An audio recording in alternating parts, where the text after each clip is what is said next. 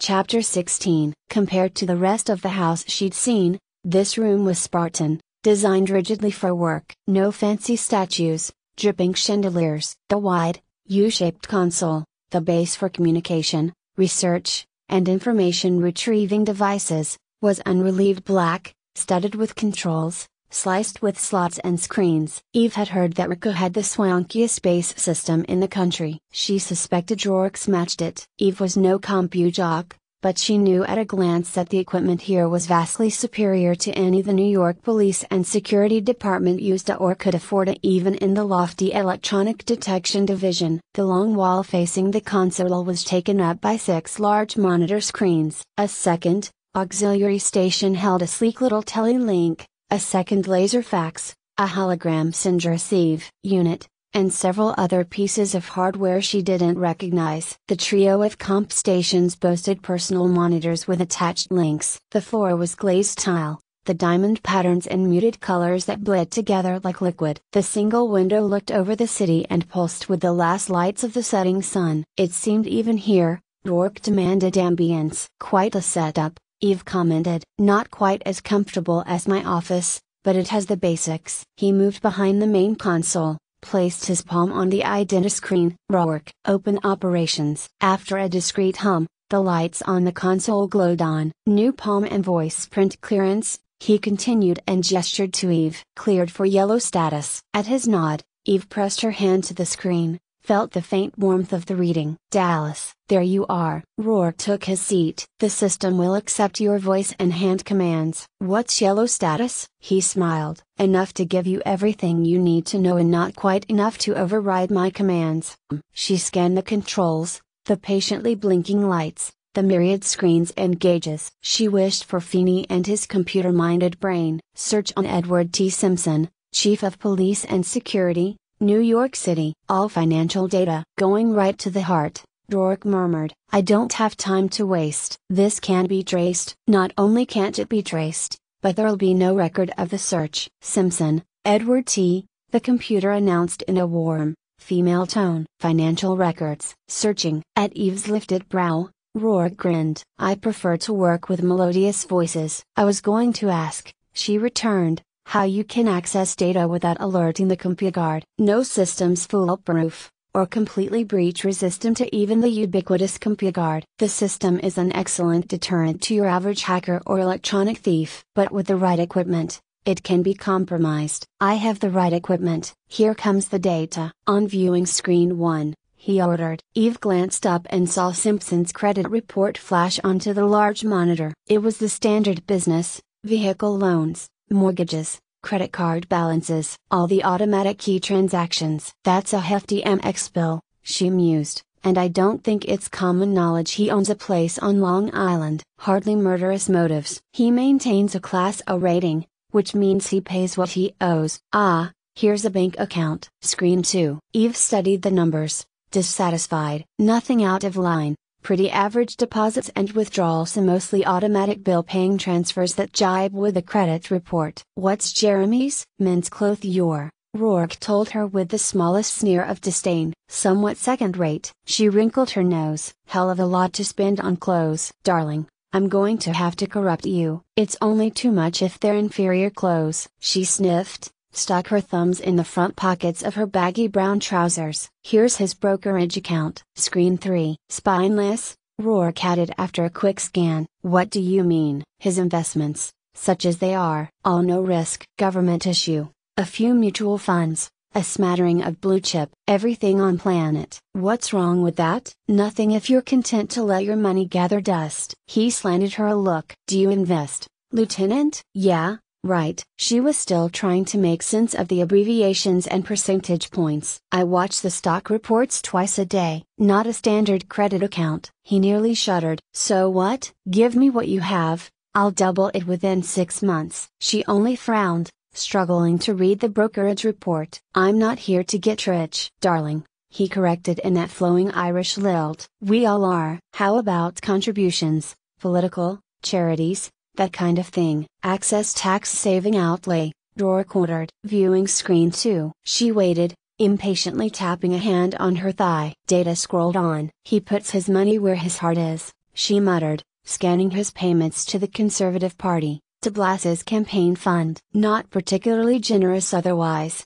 Rourke's brow lifted. Interesting, a very hefty gift to moral values. That's an extremist group, isn't it? I'd call it that. The faithful prefer to think of it as an organization dedicated to saving all of us sinners from ourselves. De Blas is a strong proponent, but she was flipping through her own mental files. They're suspected of sabotaging the main databanks at several large contraception control clinics. Rourke clucked his tongue. All those women deciding for themselves if and when they want to conceive, how many children they want. What's the world coming to? Obviously, someone has to bring them back to their senses. Right. Dissatisfied, Eve stuck her hands in her pockets. It's a dangerous connection for someone like Simpson. He likes to play middle of the road. He ran on a moderate ticket, cloaking his conservative ties and leanings. In the last few years he's been cautiously removing the layers. He wants to be governor. Perhaps believes de Blas can put him there. Politics is a bartering game. Politics. Sharon de Blas's blackmail disc was heavy on politicians. Sex, murder, politics, Eve murmured. The more things change. Yes, the more they remain the same. Couples still indulge in courting rituals, humans still kill humans, and politicians still kiss babies and lie. Something wasn't quite right, and she wished for Feeney again. 20th century murders, she thought, 20th century motives. There was one other thing that hadn't changed over the last millennium. Taxes. Can we get his IRS data? The past 3 years? That's a little trickier. His mouth had already corked up at the challenge. It's also a federal offense. Listen, Rourke, just hold on a minute. He pressed a button and a manual keyboard slipped out of the console. With some surprise, Eve watched his fingers fly over the keys. Where'd you learn to do that? Even with required department training, she was barely competent on manual. Here and there, he said absently, in my misspent youth. I have to get around the security. It's going to take some time. Why don't you pour us some more wine? Rourke, I shouldn't have asked. An attack of conscience had her walking to him. I can't let this come back on you. SSH. His brows drew together in concentration as he maneuvered his way through the security labyrinth. Buddha, he had snapped up,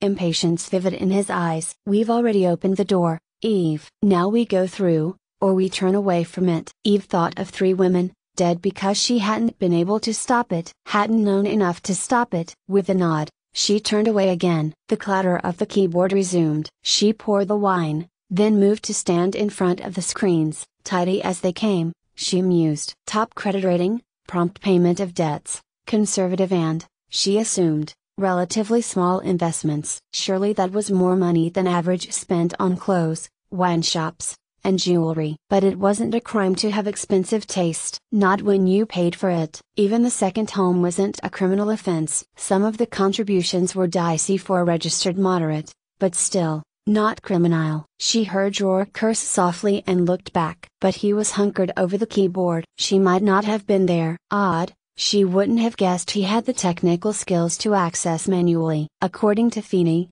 it was almost a lost art except in tech clerks and hackers. Yet here he was, the rich, the privileged, the elegant, clattering over a problem usually delegated to a low-paid, overworked office drone. For a moment, she let herself forget about the business at hand and smiled at him. You know, Rourke, you're kind of cute. She realized it was the first time she'd really surprised him. His head came up, and his eyes were startled for perhaps 2 heartbeats. Then that sly smile came into them, the one that made her own pulse jitter. You're going to have to do better than that, Lieutenant. I've got you in. No shit? Excitement flooded through her as she whirled back to the screens. Put it up. Screens 4, 5, 6. There's his bottom line. She frowned over gross income. It's about right, wouldn't you say, salary-wise? A bit of interest and dividends from investments. Rourke scrolled pages. A few honorariums for personal appearances and speeches. He lives close,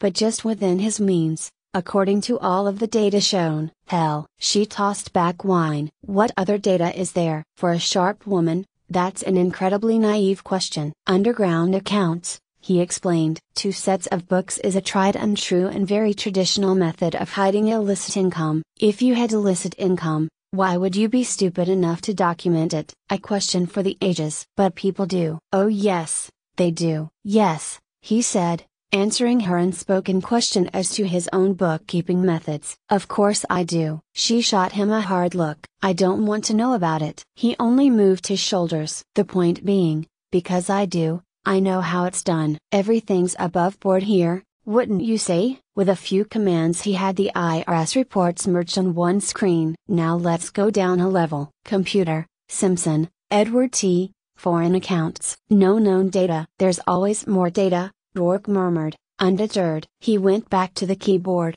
and something began to hum. "What's that noise?" "It's just telling me I'm hitting a wall." Like a laborer, he flicked open the buttons at his cuffs, rolled up his sleeves. The gesture made Eve smile. "And if there's a wall, there's something behind it." He continued to work, one-handed, and sipped his wine. When he repeated his command, the response had shifted. "Data protected." "Ah, now we've got it." "How can you SSH?" He ordered again and had Eve subsiding into impatient silence. "Computer, run numerical and alphabetical combinations for passkey." Pleased with the progress, he pushed back. "This will take a little time." "Why don't you come here? Can you show me how you?" As she broke off, shocked, when Rourke pulled her into his lap. "Hey, this is important." "So's this." He took her mouth, sliding his hand up her hip to just under the curve of her breast. "It could take an hour, maybe more, to find the key." Those quick, clever hands were already moving under her sweater. "You don't like to waste time, as I recall." "No, I don't." It was the first time in her life she'd ever sat on anyone's lap, and the sensation wasn't at all unpleasant. She was sinking, but the next mechanical hum had her pulling back. Speechless, she stared at the bed gliding out of a panel in the side wall. "The man who has everything," she managed. "I will have." He hooked an arm under her legs, lifted her. Very shortly, Rourke, she had to admit, maybe just this once, she enjoyed being swept up and carried off. "Yes, I always thought too much emphasis, in society, advertisement, entertainment, was put on sex." "Did you?" "I did." Grinning, she shifted her body, quick and agile, and overbalanced him. "I've changed my mind," she said as they tumbled onto the bed. She'd already learned that lovemaking could be intense, overwhelming, even dangerously exciting. She hadn't known it could be fun. It was a revelation to find that she could laugh and wrestle over the bed like a child. Quick, nipping kisses, ticklish groping, breathless giggles. She couldn't remember ever giggling before in her life as she pinned Rourke to the mattress. "Gotcha." "You do indeed." Delighted with her, he let her hold him down, rain kisses over his face. "Now that you have me, what are you going to do about it?" "Use you, of course." She bit down, none too gently, on his bottom lip. "Enjoy you." With her brows arched, she unfastened his shirt, spread it open. "You do have a terrific body." To please herself, she ran her hands over his chest. "I used to think that sort of thing was overrated, too." "After all, anyone with enough money can have one." "I didn't buy mine," Rourke said, surprised into defending his physique. "No, you've got a gem in this place, don't you?" Bending, she let her lips cruise over his shoulder. "You'll have to show it to me sometime. I think I'd like watching you sweat." He rolled her over, reversing positions. He felt her freeze, then relax under his restraining hands. Progress, he thought. The beginnings of trust. "I'm ready to work out with you, Lieutenant, anytime." He tucked the sweater over her head. "Anytime at all." He released her hands. It moved him to have her reach up, draw him down to her to embrace. So strong, he thought, as the tone of the lovemaking changed from playful to tender. So soft, so troubled. He took her slowly, and very gently over the first rise, watched her crest, listened to the low, humming moan as her system absorbed each velvet shock. He needed her. It still had the power to shake him to know just how much he needed her. He knelt, lifting her. Her legs wrapped silkily around him, her body bowed fluidly back. He could take his mouth over her, tasting warm flesh while he moved inside her, deep, steady, slow. Each time she shuddered, a fresh stream of pleasure rippled through him. Her throat was a slim white feast he couldn't resist. He laved it, nipped, nuzzled while the pulse just under that sensitized flesh throbbed like a heart. And she gasped his name, cupping his head in her hands, pressing him against her as her body rocked, rocked, rocked. She discovered lovemaking made her loose, and warm. The slow arousal, the long, Slow finish energized her. She didn't feel awkward climbing back into her clothes with a scent of him clinging to her. She felt smug. "I feel good around you." It surprised her to say it aloud, to give Hema or Anania even so slight an advantage. He understood that such an admission, for her, was tantamount to a shouted declaration of devotion from other women. "I'm glad." He traced a fingertip down her cheek, dipped it into the faint dent in her chin. "I like the idea of staying around you." She turned away at that, crossed over to watch the number sequences fly by on the console screen. "Why did you tell me about being a kid in Dublin, about your father, the things you did? You won't stay with someone you don't know." He studied her back as he tucked his shirt into his trousers. "You'd told me a little, so I told you a little. And I think, eventually, you'll tell me who hurt you when you were a child." "I told you I don't remember." She hated even the whisper of panic in her voice. "I don't need to." "Don't tighten up," he murmured to her as he walked over to massage her shoulders. "I won't press you." "I know exactly what it is to remake yourself, Eve." To distance yourself from what was. What good would it do to tell her that no matter how far, how fast you ran, the past always stayed 2 paces behind you? Instead, he wrapped his arms around her waist, satisfied when she closed her hands over his. He knew she was studying the screens across the room. Knew the instant she saw it. "Son of a bitch, look at the numbers. Income, outgo. They're too damn close." "They're practically exact." "They are exact," Rourke corrected, and released the woman, knowing the cop would want to stand clear to the penny. "But that's impossible." She struggled to do the math in her head. "Nobody spends exactly what they make, you not on record. Everyone carries at least a little cash for the occasional vendor on the sidewalk, the Pepsi machine, the kid who brings the pizza. Sure, it's mostly plastic or electronic, but you've got to have some cash floating around." She paused, turned around. "You'd already seen it. Why the hell didn't you say something?" "I thought it would be more interesting to wait until we found his cash." He glanced down as the blinking yellow light for searching switched to green. "And it appears we have." "Ah, a traditional man, our Simpson." "As I suspected, he relies on the well-respected and discreet Swiss." Display data on screen 5. "Jesus fucking Christ." Eve gaped at the bank listings. "That's in Swiss francs," Rourke explained. "Translate to USD, screen 6. About triple his tax portfolio here, wouldn't you say, Lieutenant?" Her blood was up. "I knew he was taking." "Goddamn it, I knew it." "And look at the withdrawals, Rourke, in the last year. 25,000 a quarter, every quarter. 100,000. She turned back to Rourke, and her smile was thin. "That matches the figure on Sharon's list. Simpson a 100K.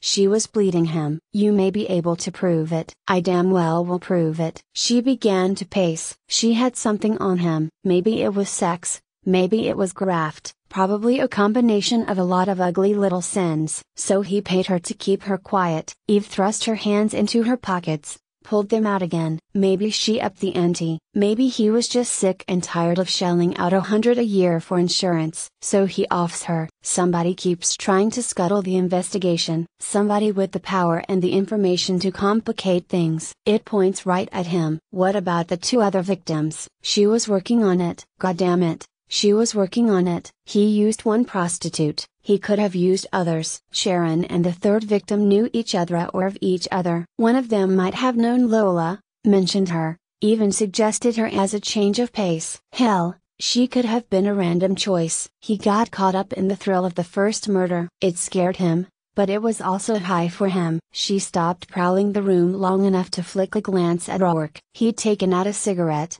lighted it, watching her. DeBlas is one of his backers, she continued, and Simpson's come out strongly in favor of DeBlas's upcoming morals bill. "They're just prostitutes," he's thinking. "Just legal whores, and one of them was threatening him." How much more of a danger to him would she have been once he put in his bid for governor? She stopped pacing again, turned back. "And that's just shit." "I thought it sounded quite reasonable." "Not when you look at the man." Slowly, she rubbed her fingers between her brows. "He doesn't have the brains for it." "Yeah, I think he could kill. Christ knows he's into control, but to pull off a series of murders this slick?" "He's a desk mana and administrator, an image, not a cop." "He can't even remember a penal code without an aide prompting him." "Graph's easy, it's just business." "And to kill out of panic or passion or fury, Yes, but to plan, to execute the plan step by step. Number, he isn't even smart enough to juggle his public records well. So he had help. Possible. Maybe if I could put pressure on him,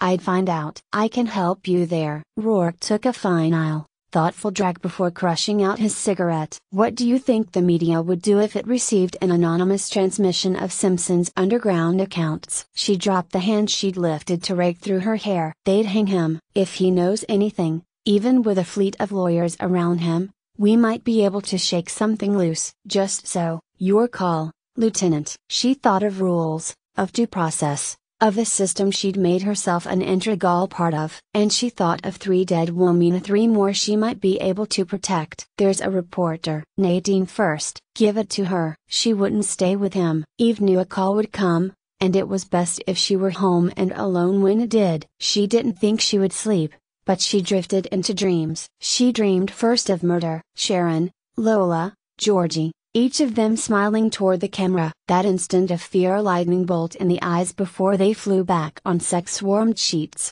Daddy. Lola had called him Daddy. And Eve stumbled painfully into an older, more terrifying dream. She was a good girl. She tried to be good, not to cause trouble. If you caused trouble, the cops came and got you, and put you in a deep, dark hole where bugs skittered and spiders crept toward you on silent, slithery legs. She didn't have friends. If you had friends, you had to make up stories about where the bruises came from, how you were clumsy when you weren't clumsy, how you'd fallen when you hadn't fallen. Besides, they never lived in one place very long. If you did, the fucking social workers came nosing around, asking questions. It was the fucking social workers who called the cops that put you away in that dark, bug-crawling hole. Her daddy had warned her. So she was a good girl, without any friends, who moved from place to place when she was taken. But it didn't seem to make any difference. She could hear him coming. She always heard him, even if she was sound asleep. The creeping shuffle of his bare feet on the floor woke her as quickly as a thunderclap. Oh,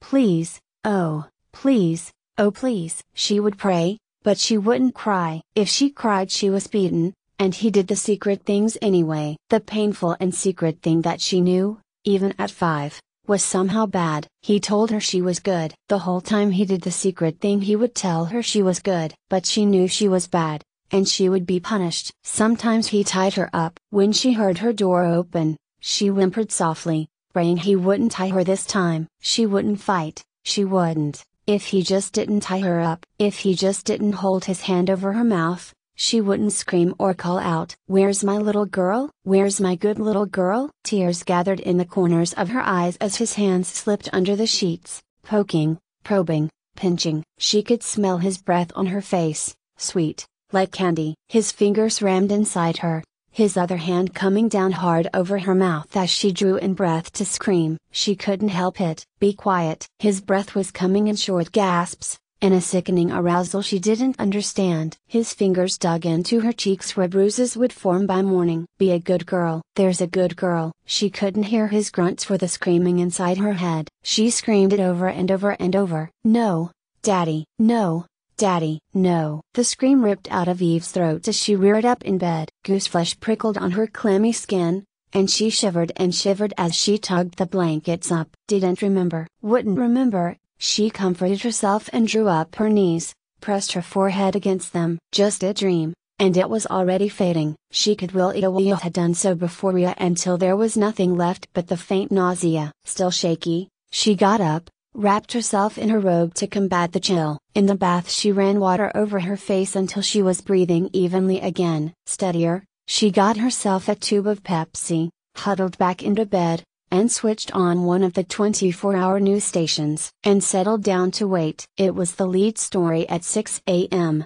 the headline read by a cat-eyed Nadine. Eve was already dressed when the call came through summoning her to Cop Central.